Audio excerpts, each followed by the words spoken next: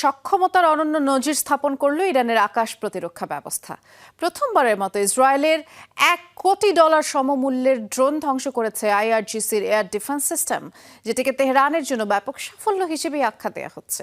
বুধবার মধ্য ইরানের ইসফাহান প্রদেশের একটি স্থানে ভূপাতিত করা হয় ইসরায়েলি হারমিস 900 মডেলের মানুষবিহীন আকাশযানটি। দেখে বোঝারই উপায় নেই বিধ্বস্ত এই ড্রোনের মূল্য আনুমানিক $10 মিলিয়ন। ইরানের আকাশ প্রতিরক্ষা ব্যবস্থার কাছে হার মেনে এভাবেই মাটিতে আছড়ে পড়ে মূল্যবান হারমিস 900 মডেলের চালকবিহীন যুদ্ধযানটি।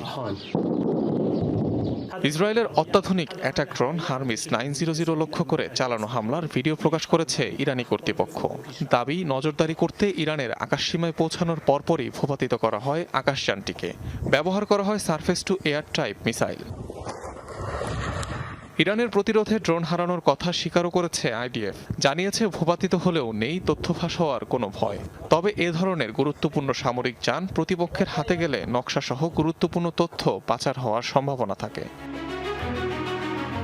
ইসরায়েলি প্রতিষ্ঠান ইলবিট সিস্টেমসের তৈরি একটি নজরদারি ড্রোন হারমিস 900, যার সাহায্যে খুব সহজেই শত্রুপক্ষের গোয়েন্দা তথ্য সংগ্রহ করা যায়। বিশ্বে সবচেয়ে বেশি ব্যবহৃত সামরিক ড্রোনগুলোরও একটি হারমিস 900। অন্যদিকে বাভার 373 এর মতো উন্নত আকাশ প্রতিরক্ষা ব্যবস্থা রয়েছে ইরানের সমর ভাণ্ডারে। অনিক রহমান, যমুনা নিউজ।